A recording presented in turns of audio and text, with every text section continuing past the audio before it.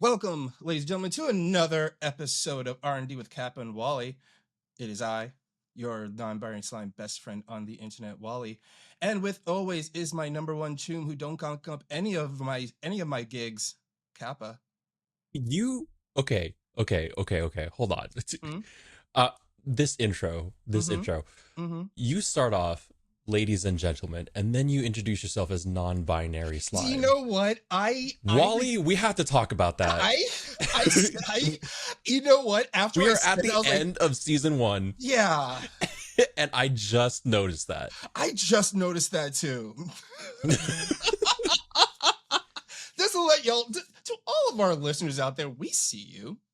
Yeah. See every We single one don't of mean to you. be exclusionary. It's just what It's the pre-programmed. it's the pre-program. We're all unlearning. We're all relearning. Yeah.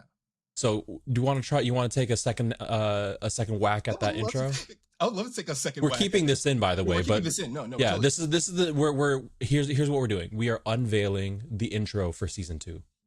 Oh, okay. Okay. All right. Let's do it. Let's do it. Here we go.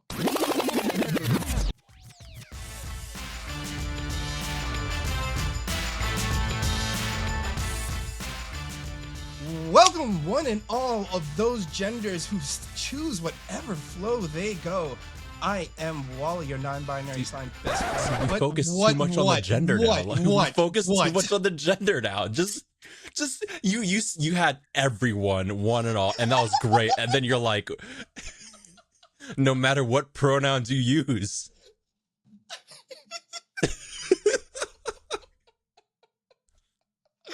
Oh my gosh. Okay. One more. Welcome everyone to the season finale of R&D with Kappa and Walle. I am your non-binary slime best friend on the internet, Walle, and with me as always is my co-host Kappa. What's up? I use any and all pronouns. Now it's my turn. Yes. There we go. I like that. I like that a lot. Yeah, I like that. Okay. Cool. I had to point it out. You know. You know what? If you can't point out your friends' flubs, what can you do? And I point them out of love. Thank you. Yeah. Thank you very much. Thank you. So Wally, we're talking about some stuff today. Yeah, we do. We're going to talk about some stuff today. Our last recording, I don't know if it's going to be the last episode that released, but our last recording, you had some very strong feelings that you were like, when I mentioned Gundam Seed. Okay. Like, I don't know if the audio port, like the people listening to the audio got it, but if you were uncomfortable with me being like, yeah, I like Gundam Seed. You know, I when it comes to Gundam Seed, it's not a touchy subject. It's not okay. It's not a touchy subject. No, it's more in the fact that I was in like the fallout of the fandom fallout, like the fandom bomb that was Gundam Seed. Okay, you say Gundam Seed right there. Gundam Seed, like there was a schism that happened with the introduction of Gundam Seed. Yeah, it's very much this weird thing, and I'm just going off now. Everything I say from here on is my own opinion of Gundam Seed. I am not. I know the series was very popular. I know it did very well for all its reasons, but this is just me. Okay. If you want to call me a number one Gundam Seed hater, hey, that's me. That's okay. Me. Okay. So wait, for just a little bit of context, or okay, because we're jumping in right away, and I feel like I can only name like three or four people that will understand where we are right away, jumping in, right? So yes. Gundam Seed started in October 2002. It started airing in October 2002, which means we probably got it in like 2003, 2004 in the US, right? Right. I want to say around that time, yeah. Prior to this, we had what, 20-ish years, almost 20 years of Gundam-ness. 20 or 25. Yeah, it was very much the first, because I would say in general, a lot of like the staple like media trends in Japan at that time had a very long period of like, yeah, we got nothing. It was a very long period of we got nothing. So you had, when the 2000s hits, you had a lot of resurgence of a lot of anime series. I see. Picking up from like, yeah, we've been around all the time. We just haven't put out anything new. So here comes something big and new. And Gundam Seed, when it dropped, it tried very, very hard to bank on the fact that, yes, we are the first big new Gundam of the millennium, and we're Oh yeah, amazing. that was big. We're Yeah, awesome. And we want to bring in people who are new to finding out about Gundam, to the people who remember classic Gundam. So a lot of the stuff in Seed, I felt, was kind of like alt copy C from Mobile Suit Gundam. But at the same time, that's almost every single Gundam series that isn't Universal Century. Yeah, so we had so off the top of my head, we had Universal Century. That's the first Gundam that and what all the shows and stuff that follow that one. And then we had, what was it? Was it G Gundam afterwards? G Gundam was Fighting Century. Then you had Wing Gundam, which was like alternate century. Something like that, yeah. Something like that, yeah. And then Gundam Seed was like the next universe, right? Okay. It was basically, it was an alternate universe, yes, but it was I think it was an alternate joke. Correct me if I'm wrong, but I know is it was a series made that for this timeline that it was kind of to give a lot of familiarity and nostalgia to the OG Gundam series, with a lot of the designs and a lot of the themes, the fact that it's about a war and it's sprawling space war and everything, yeah. And you're saying that the release of this was already, like, on release 2002 was already contentious in the Gundam community. Yeah, because the fandom. Okay. It was because it's new. It's new, and nerds hate new things.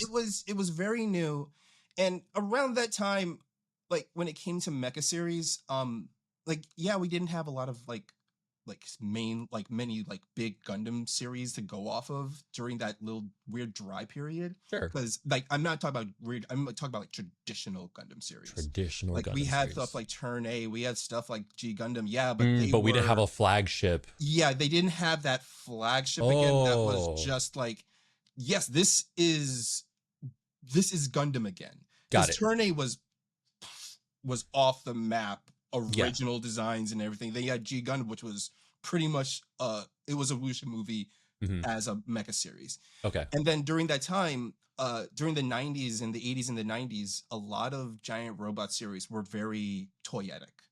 Like they were trying to sell toys. Oh yeah. That was the whole thing. They want to sell toys. They want to. Here's a robot. Oh, you can buy this robot. Yeah, like that's why like you had series. That's why you had like the Brave series was doing so big at the time. You know, like Yusha Gao Gaigar. You had Braveliner. Braveliner. You had a bunch of series which is basically made to sell toys. Yeah. So it wasn't, when Gundam Seed came out, it was also harkening back to like, yeah, we're finally telling realistic, grounded mecha stories again. We're coming back. We're coming back. The last person that made like a mecha series that made you sit back and think was Neo Genesis Evangelion. And I want to get to this later in our conversation, so I'll pin that with Neon Genesis Evangelion. Okay. We were coming off a period where we needed more grounded mecha series. It was like a little bit of a, I want to say not like a out of Gundam, not just in general, because we had NGE and then it's a few things here and there, and then it's like, okay, when's Gundam coming out with this new thing? When is Gundam gonna bring back the harkening back to the classic grounded storytelling? Got it. And then that's what Seed Gundam was. So now we're here. Gundam Seed releases. Gundam comes out, and it does great for all intents and purposes. It does fantastic. Yeah. It broadcasts very well. People take to it like water, it's very cosmic. Like it's called the cosmic era for a reason. Where regular, like where OG Gundam and when I say OG Gundam, I don't mean OG Gundam. I mean original Gundam was grounded on planets. There was still space travel and everything, but most of the fighting happened, on the boots on the ground, mecha and all that stuff. And then Gundam Seed comes around, it's like, we're fighting battles in space, y'all. It's all happening in space. Yeah, like they took the space opera aspect of Gundam and cranked it up further by just not having any planetside combat. Yeah, like your original, like your main character and the inciting incident in Gundam Seed happened on like a or like a space colony, not on a planet. No, it didn't. Artificial gravity, all this stuff, like just a structure floating out in space that houses humans. Yeah, that was the new thing, and you kind of seen that a lot of Gundam series after this kind of take that whole idea of like, yeah, let's start it in space and colonies, because that is, for all intents and purposes, it's a because it's cool. It's cool. It's really freaking cool. It's cool to fight robots in space. Yeah, it's great to have them walking around on Earth and everything, but in space you can have them fly around. You can take advantage of the zero axis that is. It's very Top Gun. Like it's very like these are like fighter like three-dimensional fighting dogfights and lasers and okay. And like a lot of the mobile suits in Gundam Seed reflected that. You know, that's right. Like a lot of them was. Oh man, all the suits in Gundam Seed, like they transformed into ships. Like they had attachments that helped them go faster, or have attachments that gave them weapons that can fire off entire solar systems away and like snipe someone's buttons off their shirt. It was really cool. From orbit. And then you had Kira, which had the whole friggin' with the Freedom Gundam had that whole thing where it had that multiple lock-on system. It like Gundam Seed, they took like a lot of mecha and Gundam tropes you see now. A lot of it started in Gundam Seed, I feel. I see. You know, like the multi-lock, like seeing like a lot of like the visual cues of like seeing the targeting lock. You know, when lasers fly out of a thing and they all converge. In space. I think of Gundam Seed. Like that reminds me of Gundam Seed. I think of that and Gunbuster. Gunbuster. Okay, cool. Like I think that and Gunbuster. I mean, like, look, Anno is goated. Like we know. We know. He's goated, okay. But so why was it I'm going to ask you, why was it contentious? Why were people like, ugh? Why was there a schism? Now, because it was the whole schism of like, yeah, this is just a popular thing. Oh, people were like, this is popular, therefore I hate it. Yeah, it was the assholes. Oh my god. It was very much this is the popular thing and everyone hates it. That's where everyone really that has taste hates this thing. Yeah. It started off as like, this isn't what the vibe of current mecha series are right now. It's too fantastical. It's too grounded. We are in. It's not gritty enough. Yeah, not that it's gritty enough. No, because it's pretty heavy. Gritty, but it's heavy. It's not gritty. I think it was viewed that a lot of people when it came to Gundam Seed also viewed it like, this is 100% also a toy commercial. Like this is made to sell Gunpla. Like this was made to push these models out on the shelf, because they went hard when it came with the variety of Gundams that you saw, the variety of mobile suits that you saw in that series. There was a lot, and it wasn't just like oh no, we're gonna have like maybe 6 or 7 grunt suits that look unique outside of the main mobile suit. No, it was like a monster a week kind of interesting. Mobile suits thrown into this, and it wasn't just the anime either. Like you had a whole bunch of like tie-in mangas and short novels and everything, where they introduced entirely different mechs that you would you would be either like blink and you'll miss it in the anime, or don't even get mentioned in the anime until way later. Like, I may be a Gundam Seed hater, but gosh, do I love Gundam Astray. Oh, Gundam Astray. Oh my goodness. The blue frame and the red frame and the gold frame and the oh my good gold. If you're listening to this and you're like, I don't understand, go look up Gundam Astray red frame and or Gundam Astray blue frame big ass sword. Just do that, and then you're like, oh, okay, I get it. This is it's a funny thing. The funny thing about Gundam Stray is like, this is way too cool for Gundam Seed. It's so cool. It's so fucking cool, dude. It's way too cool for Gundam Seed, because that's the problem with Gundam. Because with Gundam Seed, it's such a grounded, realistic series, right?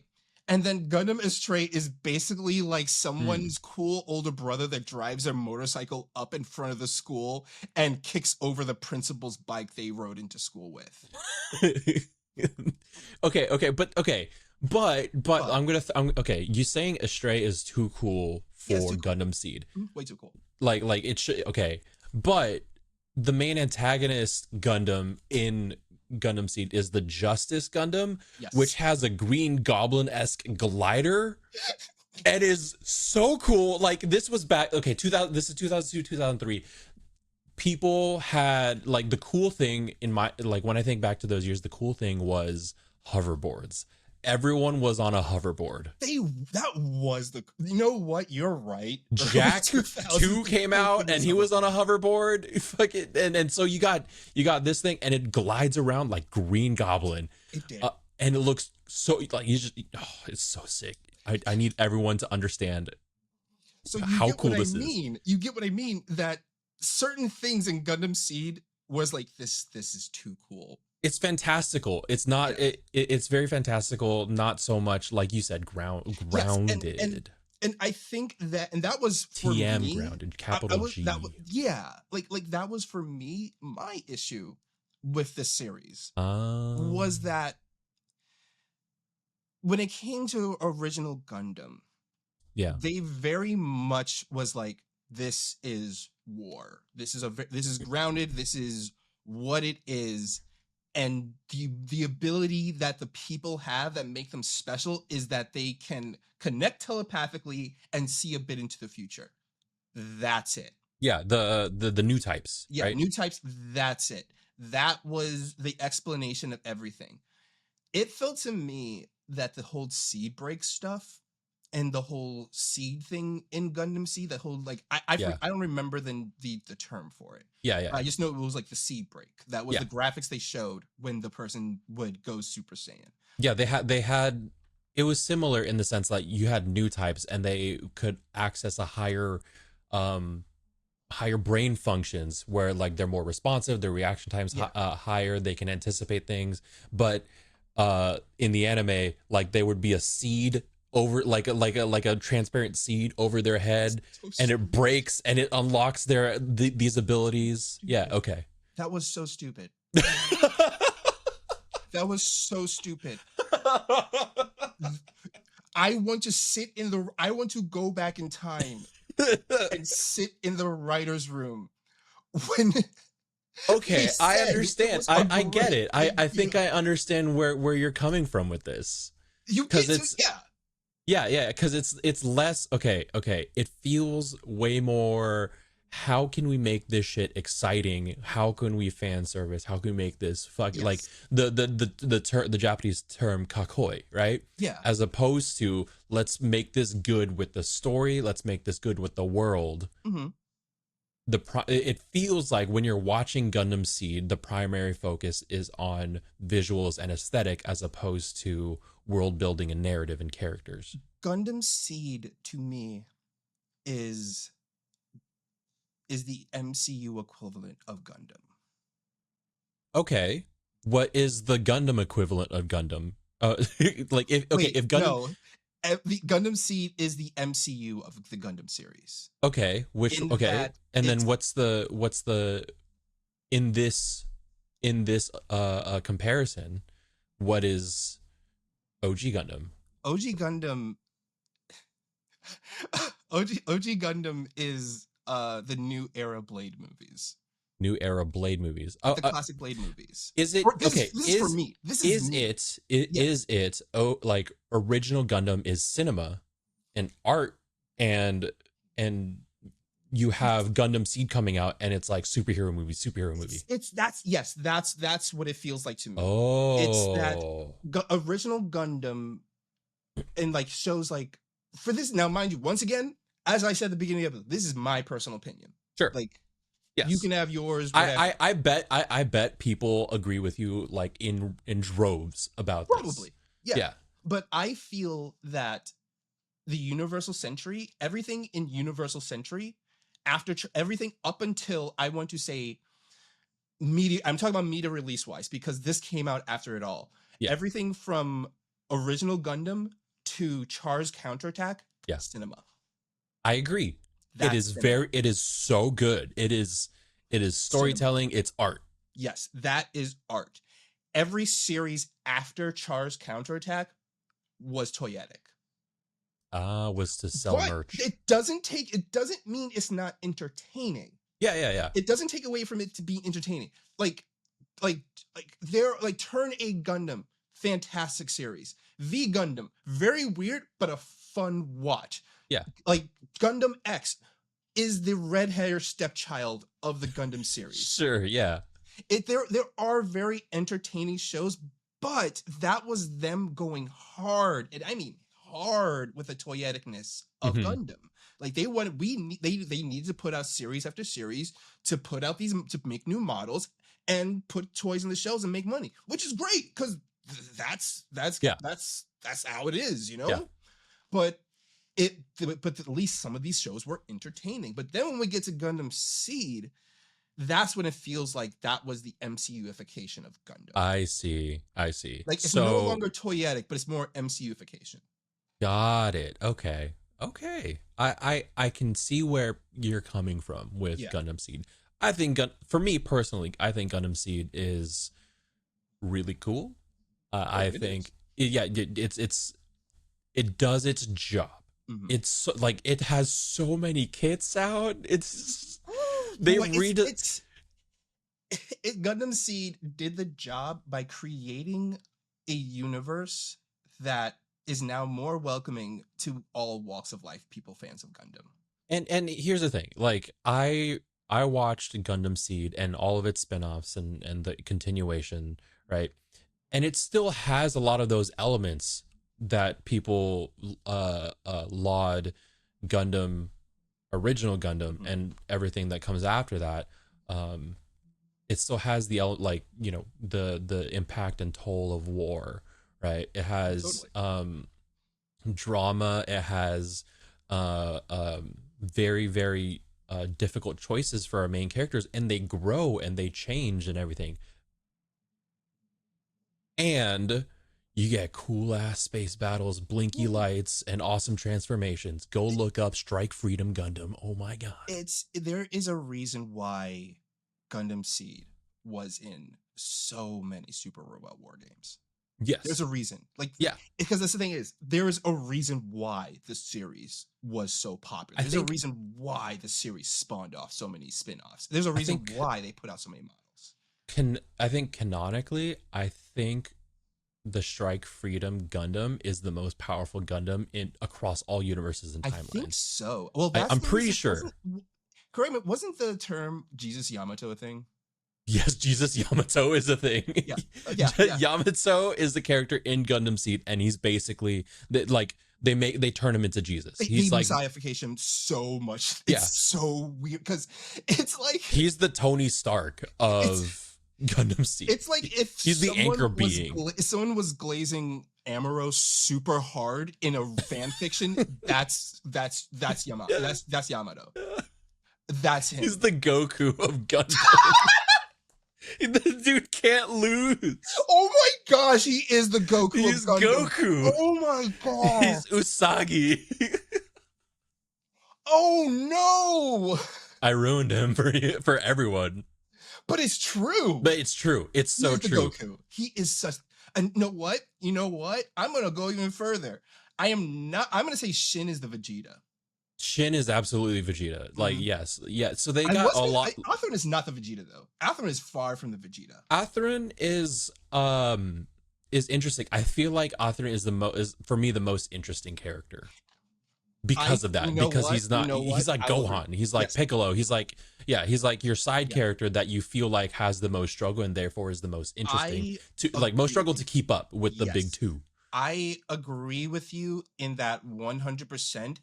is that I appreciated Atherin's story more so than Kira's. Yeah. Like, Kira Yamato. I think that was also maybe another thing that made me dislike the series too, is like I really liked his story more so than his. It's because it's the K-drama phenomenon. Character. He was flawed, you know? Yes, yeah. You know, but Kira was like, yeah, I can do it. Yeah. That's it. Yeah. It very much feels very Dragon Ball Z and Dragon Ball, like where in Gundam Seed, you just wait until Kira gets into the robot and then you win. Like that's all you got to do. Why are we waiting? Just put him in the bot. Put him in the Gundam. You know what I'm gonna do. I'm gonna say this is gonna be a very interesting reflection here. Okay. Considering the time when Gundam Seed came out. Yeah. What series was big at that time? Naruto. Yeah. Yeah.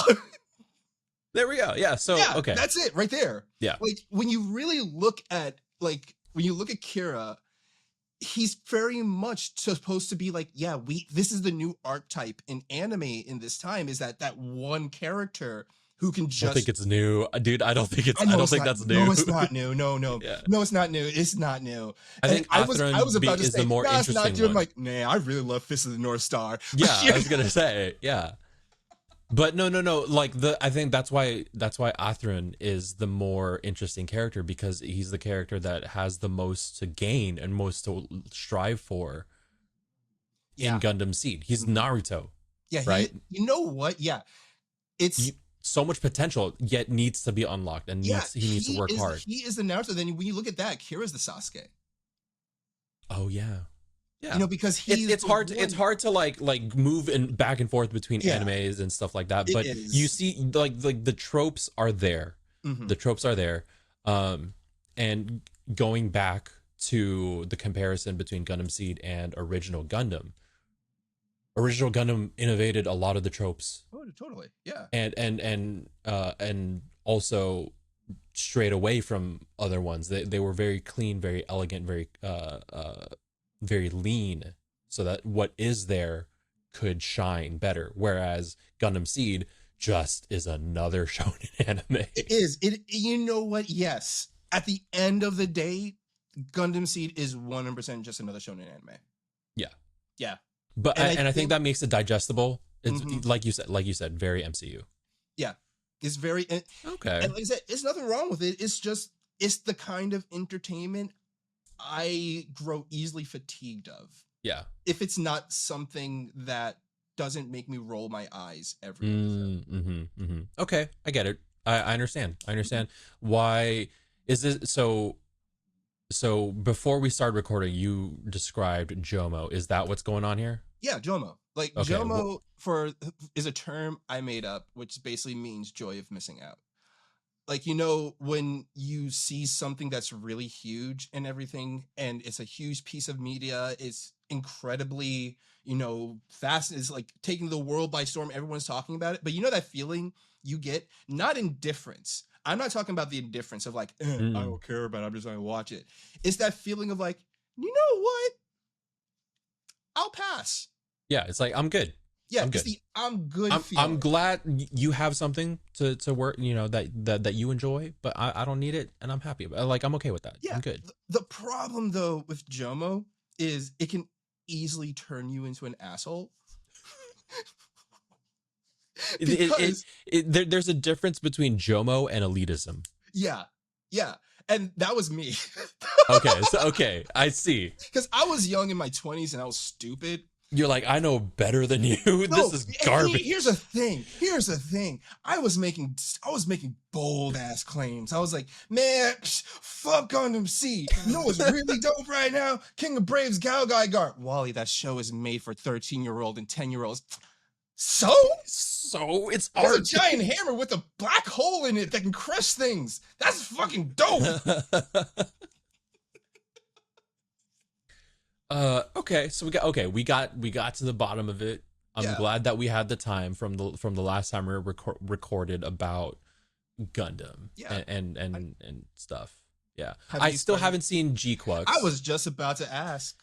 Yeah, I still haven't gotten to G-Quux. You would love it so much. I agree with you. I decided to watch Madoka. Oh, Puella Magica oh, Madoka. that's a If that's you a know, choice. if you know, you know, and we'll talk about it. But if you don't know and you're like, okay, these two are talking about it, maybe I'm interested in watching it, go watch it because we're gonna Oh, talk about it and it's gonna be like super spoilery and we're gonna yeah. get into it. Um, Have that you was your warning. finished it? I have finished it. Okay, okay. It's really short. It is. It's really short. It's only like 12 episodes, 13 episodes. I can't remember, but I was able. But there's a lot of movies though. There, I didn't know about the movies. I'm gonna Yeah, have to there are a go. couple of movies, but I think like the movies are like retelling stuff, but there are movies. Okay, I will go look up the movies then. Yeah, But the main series finished it. fantastic. Um, yeah, I knew a little bit going in. Like my friends were like would discuss it around me, and I'd be like, I'll get to it eventually, so I'm not gonna pay attention super hard into Mhm. this. And so I knew that it changes tone very suddenly, right? It It's not a jarring tone change. It's so it's very not sudden. So for me, I was like, so like going in, I know that there was a tone shift, right? okay. There like it starts out as kind of one genre and then Mhm. it turns into a different genre. Yeah, it. I will say it does hit you upside your head when it starts. Yes. Like it hits you hard. The Like first okay, we can talk about it, yeah, the we can talk spoiler. about it. So the first scene is like this. It's weird. You're thrown into what looks like some post-apocalyptic or incredibly like like higher dimensional battle question Mhm. mark. And there are these two schoolgirls and they're fighting something big, some big monster, some big calamity going on. And then all of a sudden it turns into high school, like almost shoujo-esque, Yeah. right? Very moe characters, and then it's like a magical girl thing, right? um and as the series progresses, maybe two or three episodes in, um you're like, wait, there's something deeper here, there's something a little bit more sinister going on. There is, oh, that girl's head got bitten off. Like that, Yeah. like all of a sudden, like you're like, oh, we are in a very different territory than the first two episodes led us to believe. It when that happened, because the build up to that scene, you're like, yeah, let's go. This is awesome. Cool. Oh, Yeah. oh. The only hint there that is the only hint that this tonal shift is going to happen is the first scene Mhm. with Madoka, our main character, pink hair, and Homura, which is your kudere, right? Yeah. Like the very stoic, very keeps to themselves, The quiet one. the quiet one, Yeah. right? The only hint that we have for this tonal shift is that first scene with those two characters, and everything that Homura is like, she says and has disdain for the whole magical girl like contract thing, and the creature, I forget the creature's name, I'm gonna look it up. But it's very much because okay, so when I got into it, someone just showed me the gif of that scene of the Okay. bite. That's all they showed me, and I'm like, "What is this?" And they were like, "Watch this show." So I watched it, and starting into it, so I like a lot of Common Writer. Mm-hmm. So whenever I see a series opening with like post-apocalyptic stuff, I'm already gonna like, you know what? Let me buckle in. Thing is gonna get sad really fast soon, eventually, Yeah. and I want to know why. So when the show started and I saw the nice bubbly Yeah, shojo feel, the yeah, opening is so yeah, like, it's poppy, it's like happy, everyone is dressed up in their cool little yeah. outfits and everything.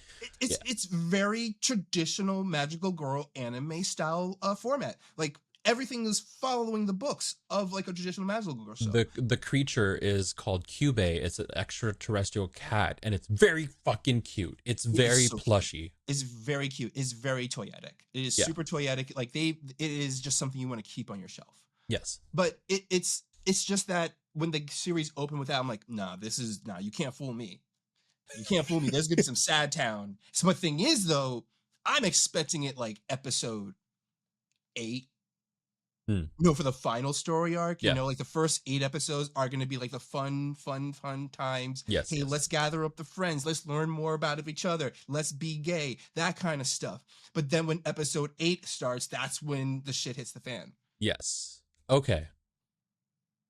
So we move through the story, right? We learn more about this cat and how this cat Cube gives magical girl powers for, to grant wishes. Like you grant, like you make a wish, the wish gets granted, you get magical girl powers. Seems pretty like a sweet deal, right? Totally sweet deal. Magic comes with a fucking cost. In like just in most things, in most media, especially this one. And what Cube, the cat creature, doesn't tell you is that you pledge your whole life to fighting these great terrible monsters called witches. Yes. The styling of the anime is really cool. It is just a beautiful, well animated show. That was very surprising when the show came out, that we're getting stuff like this, looking like this well animated at the time. Yeah, I think we're kind of like in a bit of a dry period, I want to say. In the 2010s, I want to say maybe we're in a little bit of a dry period of like super stylized anime. There are a few things here and there, but like this is one of the big ones. Art housey kind of stuff. Yeah. Like I think didn't that one anime about the dude who met that one vampire in the street, Bakemono Ichige? Sure. I don't know. I think that one also came out at that time. But it was very stylistic in the way it was animated. It was basically about a series about a guy who meets a vampire, and it's about the whole story of them and the relationship they have as someone who meets an immortal vampire. Yeah. But the thing was, it was very, very stylistic and it's very, very visually interesting to look at and like process. It's so cool. And I think, at that time in the 2010s, we were getting more and more stuff like that, the really stylized, interesting songs. But like those were the stuff that was like, nah, this is more art housey. This is not like this is not the weekly shonen that we would be fed. This is not the stuff you would see on Toonami, because at that time in the 2010s, Toonami was also just taking what was the more popular thing at the time and putting it on screen. The only time they did that at first was with Adult Swim and Cowboy Bebop. Yeah. So yeah, like Madoka Magica has, like, it's the magical girl genre, but is also really fucked up. It's super fucked up. Like the whole.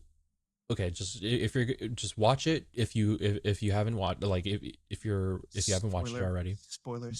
Right? Spoiler. The whole just system of exploitation and gaslighting in the series is I watch it and I'm like, okay, this is messed up. This is vile. This cat stinky. This cat vile. Like the true villainous. I'm certain it wasn't their intent. I felt like there was definitely a connection between like this story and the story of the idol industry. Oh yeah, that makes sense. Yeah, I wouldn't be surprised. Whoa, yeah. Now that looking at it from that lens, wow. Yeah. I think I don't know if that was like their intent, but it really is showing like reflections of what the idol industry is like. Yeah. You make a wish to fulfill your wildest dreams. You get to be an idol, but now you're stuck in this contract where you have to live the life they tell you to live. Yeah. Or suffer the consequences. Or die, basically. Or like, it's ridiculous. Yeah. Wow. I did not clock that. I absolutely should have. But oh man, like when I think about the Homura, the cool one, the cool quiet one, we get to see her whole journey, Yes. and like she has time travel powers or time loop powers, something It's like definitely that. a time loop kind of power. Yeah. She goes through so much pain. She goes through Yes. so much suffering, and and the whole time you're like, okay, yeah, get the fucking cat, kill Mhm. the cat, because you don't understand it in the first thing. Like, why are you hating on this cat that's offering awesome powers? What's interesting is that I didn't get the joke behind QB's name You until know? after the series was entirely over. Like, oh, his name is QB because he's number 9. Oh, okay, that makes sense. Yeah, yeah, yeah, yeah, It's yeah. like it was right there in front of me the entire time. Yeah. So I finally watched Madoka, and that was because I was told it was short. I was Oh, told it was it's short, short. It's yeah. and it's been on my list for a long time, and yeah, I do have to pose a question to you, Yes. because my friend and friend group are having this debate Yes. currently. Hmm. What is more fucked up, Neon Genesis Evangelion or Madoka Magica? Because I'm a church kid, Evangelion.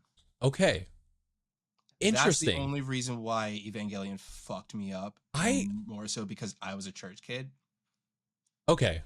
So that's Please, why. please Because explain, so because I'm also a church kid, and I want to be like, I want, in case people who aren't church kids and they're like, why? yeah.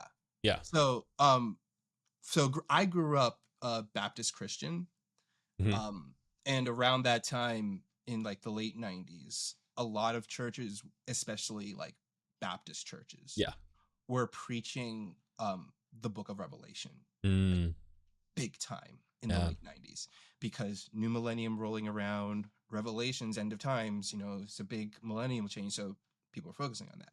Yeah. So a lot of times during my adolescence and going to church, it was always filled with stories about the end times and Yeah. Revelation and the angels and everything, And how the seven prophecies and how it horns and relates to all regular. that Yeah. stuff. Yeah. So when I watched Evangelion and I was seeing all the stuff that was being yelled at me of that I should be afraid of Yeah. being represented as giant robots on my TV screen, Yeah. I it was very weird to watch it Hmm. and see It so messed you many like recognizing things in it. you had a very direct emotional Yeah. connection to the thing, and so Oh, watching it on screen, it was like, oh my god, like this is no, the word the word that I first came up with was absurd, but I don't think that's correct. I think it's like this is. it's very much. It was the first time I could relate to something Mhm. in an anime, but not in the way that I wanted. Oh, okay. It was because not in that sense that I could relate to it. Well, I kind of could at the time because I was a weird teenager. I was trying to find myself, Yeah, yeah, yeah. and I latched onto the tiny little sad boy on my screen. Yes. But it was more so because I was taking it also as a story of like, okay, so I have to do good in the world so when the end times come, I'll be spared kind of thing. That's what I was really gathering. Like I was viewing it at that time in my life, I was viewing it hardcore as a parable and an allegory tale of why you should be a good Christian. That was the lens I viewed it through. Yeah, yeah, yeah, You know, yeah. and that was in like, yes, the whole idea we're fighting against the angels and everything like that, because that the way I was viewing it was like, you punch God, God is going to strike you down. Hmm. And that was a mindset I grew up with. That was something I was taught as a kid. So, and I saw, and I was seeing that on my TV screen in front of me. And the whole idea with Evangelion, where it was pretty much a message to us telling us, hey, look, Yeah. this is, you guys are messing up. You guys got to fix your shit. And that's basically kind of like was what I was taking. The prophecies of like, this is not like a thing we should be fighting against. I was taking it as Yeah. this is a message we should be learning to better for ourselves. So so you are so what was going on with you is you had prior experience with a lot of the concepts from the show, but they were reframing it in a way that was opposed to how you were being brought up, and you were caught in the middle of that and trying to sort things out. It was a very difficult series for me to watch because there was a lot of concepts in it that went over my head, but because those concepts went or introduced over my you to higher concepts. Yes, it introduced me to higher concepts, but also I latched onto the things that were familiar to me. So it genuinely made me uncomfortable to watch when it first came out, because I was in high school when it first came out, and I was watching it like as it was being released. You know, like I got the VHS raws of it and everything being watching on VHS tapes every week. Yeah. And it was a process watching it. Yeah. You know, it was because we didn't have the internet where we could talk about it with other people. We only had the people we hung out with, you know, so. Yeah. I mean, but they're harder to find and harder to access and everything. Yeah.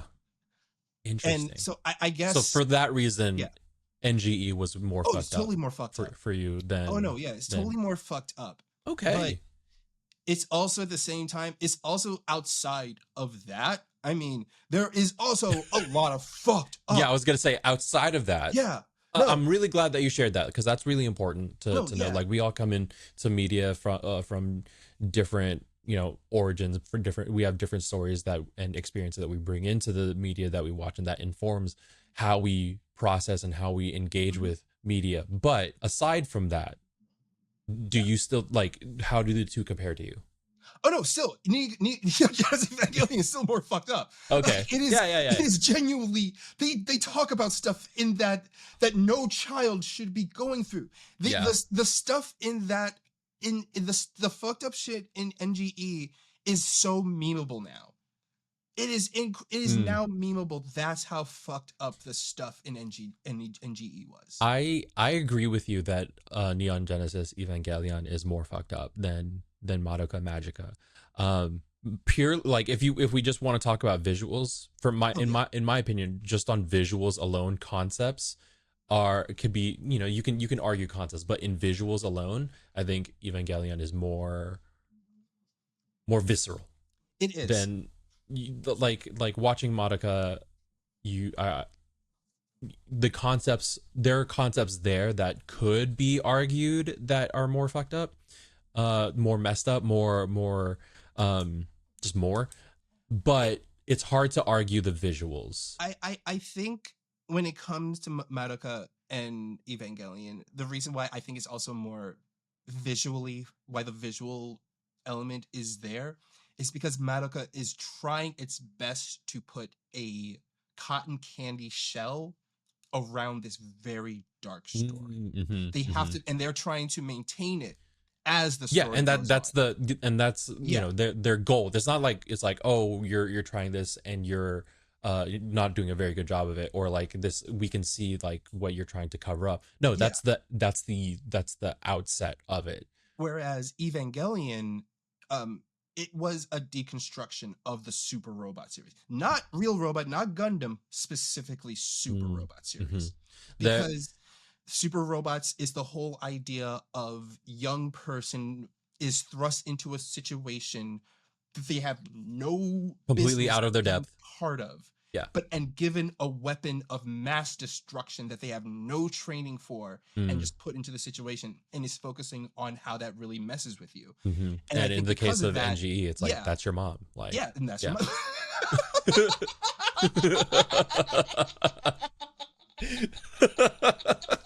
It's true. It's true. It sounds funny, but it's true. It's funny, but it's true. But it's like you said right there, because of that, the show Evangelion slowly pulls away the layers as the show is going on. Whereas Madoka, it has the cotton candy layer there, and then every now and then they're like, oh, peekaboo, here it is, and then close it right back up. Oh, okay. That's kind of how I see it. And the thing is, it works for Madoka because it's that shock. You know? Yeah, so I brought this up because the other side of this argument in my local friend group is that Madoka is messed up because of that lie, because of that conceit, right? They're presenting, okay, here is a fun schoolgirl, magical girl anime. Wait, it's actually an allegory about how we abuse and mistreat the idol industry, and also this girl gets pain and suffering for so much You time know and everything what? and all that stuff. I See think it's now, see because now you're thinking about it, right? yeah. Like, thing is, because for me, I appreciate when shows do that. Oh, okay. I love it when media um will subvert itself out of Okay. nowhere. I love that. I When there's a rug thrive with pull, that. Like, when there's like a surprise factor. yeah, like, so I'm just recently I've been watching the Twisted Metal series. Okay. And when the series first came out, it did not look, it looked like the most rough, we are Fast and the Furious but with guns. Yeah. That is really what they presented. Like, there was maybe like tiny little quips, maybe Yeah. a little bit of quips in there, but what they didn't tell you is when you actually watch it, it is basically Fast and the Furious but as a sitcom. The pacing of it Got it. is a very sitcom-y pacing. Got it. And thing is, something like that subverts the entire genre altogether, because it is a show about a post-apocalyptic wasteland where people are trying to survive left and right. But the show is throwing well-timed jokes at the right moments that he, like, kind of like snaps you out of the setting, but you're like, oh wait, no, this is about a guy who's a clown car and he's killing people in front of me. Yeah. You know, that's the kind I thrive when media does that. I see. So much. So when Madoka did it, oh, it cleared my skin up. It made me like de-age 10 years. I was like, yes, peak cinema is back. It's very it. I think it's this concept of the absurd, right? Where not absurd in like this is fun, goofy. This is ridiculous. No, absurd meaning this is we've presented something and we subvert that. We undermine it with either humor or tone or something that if we take the initial thing as normal, right, and then the second concept that we layer on top of that is completely, absurd to that, antithetical to that, it creates a much more enjoyable, much more complete piece. I am big when it comes to absurdist stuff. Like, that is like my lifeblood, and that is what and Madoka is peak absurdist. Yeah. In its everything, down to the storytelling, down to the presentation, because it's like you are very obviously telling a very dark story, but you open up every episode with this cute, wonderful, bubblegummy intro. And it's like, yeah, it's kind of, I may get hate for this. Yeah, I'm probably not gonna get hate for this. Show's too old. And it got its hate already after what it did. Madoka did what Haori tried to do. Oh. I don't know how to okay. Melancholy of Haruhi Suzumiya. I don't know if I agree with you on that. I don't like it. It does. It has similar through lines, but I don't think Haruhi was trying to do what Madoka did. It's what I feel is that, okay, I will say it's like a more like an evolution of, or like a branch, like a branch in the direction of. Yes, that's what I mean. It's that spectacle, right? That like Haruhi is like, you have your concept, right, where the world hinges around a girl and wild things happen around her and they move through that, and that drives the story. Same thing with Madoka, but on a higher spectacle. Yes, it's more so that Haruhi was leaning hard into the absurdist. It was leaning hard into the absurd media, like right out the bat. Like, they knew what the kind of weird story they were going to tell, and they were pretty much going in saying, this is a whimsical, this is a very whimsical high school, like, harem style anime, because that's really at the core of it. It was a harem style anime.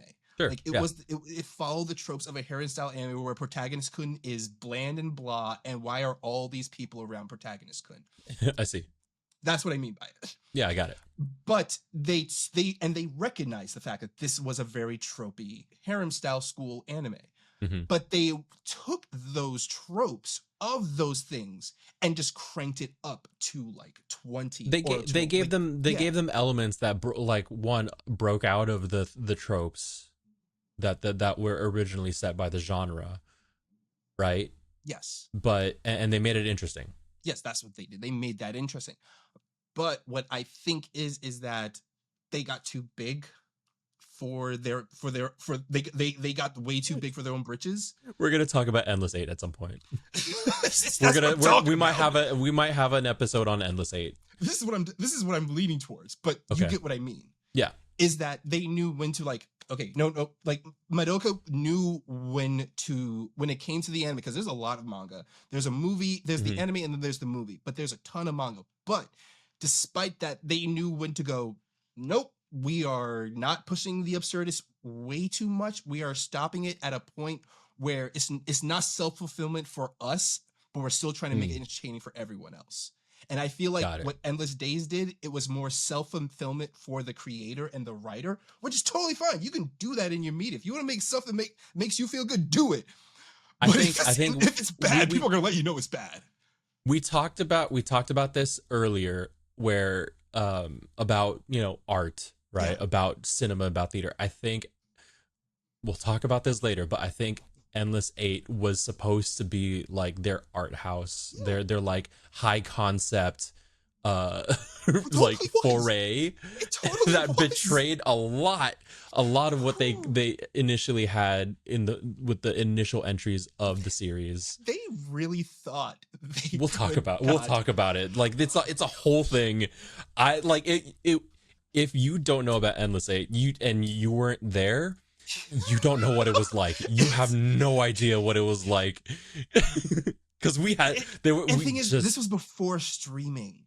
This was before streaming. There were some streaming, but it was like, you had to dig to find these. This is when you had to dig to find episodes. There's a handful of people out there that were just helping other people see it, and bless those people. But like to be in it officially, and like was a lot harder to do.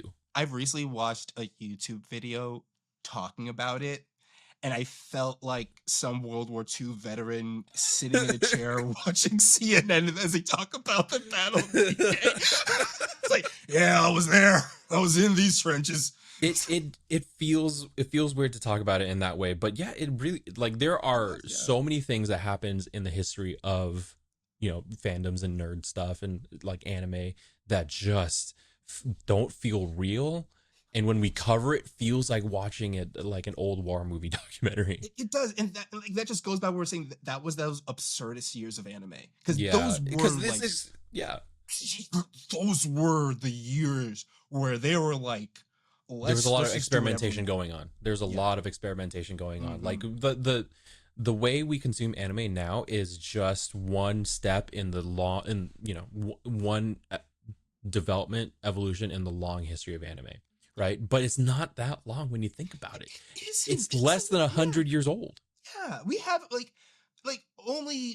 we're just now hitting it's like 30-year anniversaries for the big three. Yeah, it's like, and before even like going back further, you're right. Like, how many things you go back another 20 years, 50 years ago, anime. When you think about anime in that regard, how much of that was has been iterated on, how much of that has, like, it just looks so much more different now. It's right. It's like this season there is a remake anime of Hell Teacher Nube, which was an old anime from the 90s, and they threw in a nice little tongue-in-cheek joke where, because everything is updated for modern times, so they all have cell phones and everything, and the main character's cell phone rings and it plays the theme song from the 80s anime. Oh wow, that's cool. That's cool. But it's like, I like that. I like that. Yeah, that's cool. That's fun. I would like to see more animes from the 80s get modern retelling, like one for one telling, but just update little tiny aesthetics. Yeah. God, man, I think we're Okay, I'm writing down Endless 8 as like a future topic. Yes. Endless 8. Yeah, because that is that is a topic on its own. I don't know if it's definitely worth a deep dive, but I don't think I don't think it's out of the scope of this podcast. It is not, no. But yes, that is something we definitely got to talk about. Because what? Yeah. Because hey, season 2, Kappa. Yeah, season 2. Season 2, because this is the end. This is the end, y'all. Of right now, season 1 of R&D. Yeah, we started last summer. Took a really long hiatus. Yes, found a sponsor. Mm-hmm. Thank you, Daddy One Shot. You're the best. Shout out. And now we're like, okay, what do we do now? What do we do next? I like what we've done so far. Let's do a recap. Let's recap what we've done this. Let's say all of season, like from when we first originally started to this recording. If this was like a TV show, we would stop and we'd like look up at the sky. Yeah. Let's think back to what we went through, and we pause, we look up, and everything goes. Woo! Everyone looks up to the top left. Like, yeah. It's just a montage of everything. Yeah. You got the heart playing. Yeah. But no, okay. So we started just thinking about, me and you, we can talk about just random shit forever, and we go on tangents and all that stuff, and we can waste time. Just it's so easy doing that with you. It's so, and so we're like, let's record a few things and see if and release it and see if people will like it. Some people liked it enough for our egos to be like, let's keep doing it. Mm-hmm. But life got in the way. Schedules got in the way. And it, as much as we were like, we gotta focus on doing this show. Cool stuff. What happened at like, what was it, like Big Bad last year? It was Big Bad. Yeah, Big Bad last year. Is when the cool stuff happened. And that kind of put the fire under us again when the cool stuff happened. And also we needed to also focus on real life stuff, make sure that we're okay so that we can do this without feeling like we're putting aside our, other stuff in our life that lets us, exist, I guess. Yes. Yeah. And we decided to open up some episodes to having our pals on. Yeah. And that was fantastic, We got a little bit more focus, right? We talk like now what R&D is now is how we celebrate the things that we love, and that includes our friends. Yeah. Right. And celebrating the things that they love and what they do. That's it. Yeah. Right. So now moving forward, right? Yeah. We kind of want to keep doing that. Yeah, we want to keep talking to our friends. We love our friends, but also we really like hanging out with each other. Yeah. Yeah. So I think we found like a good middle ground, right? Few guest episodes here and there, a few episodes maybe like with just me and you shooting the shit, talking about stuff. Maybe there's a structure. Hopefully there's a structure. And I don't know. Like, we're gonna take a break, right? Yeah, we're gonna take a break. And do we do this like a yearly thing? Because I know you're busy. Like, there are seasons where you're with your job. It's very hard to find time to record. With my job, same thing. The summer season is slowly ending, so I know it's going to pick up for me because I already have like my first travel work gig at the end of this month, and I'm excited for it, but it's also, oh no, this is going to be the start of stuff. Yeah. But no, it feels like that if we're capable of doing it seasonally, we would totally do it seasonally if we could. Or like continuously is what you're saying. Yes. Doing it continuously. But I feel like the next batch of episodes, we're taking a break. It's not going to be a long break. We're not going to be gone for like it's not going to be an entire year. No, far from that. But we will be gone for a little bit. But what it means is that when we come back, we'll be coming back with the same amount, 6 stuff. Yeah, probably 6 episodes. Yeah. One Shot might have stuff to say about it too, and we'll be in conversation about that as well. Yeah. So who knows? where this will go for us. Probably do Patreon stuff. But we're coming back. Like, that's we are coming. That's a promise. Yes, that is a promise. We are promising to you is that we're not disappearing. We're not going anywhere. We will still be around. We will be promising you more of us talking to you is what we're saying. Yeah. And I mean, we're getting social media, right? You'll be able to find us on Blue Sky. We'll be posting stuff on Blue Sky. Like, we joke about Patreon a lot, but I think there's enough there that we can throw some stuff onto Patreon for, whenever both of us or one of us are free and we want to produce content for R&D, that is harder to fit into our whatever schedule we set out for ourselves. Yeah.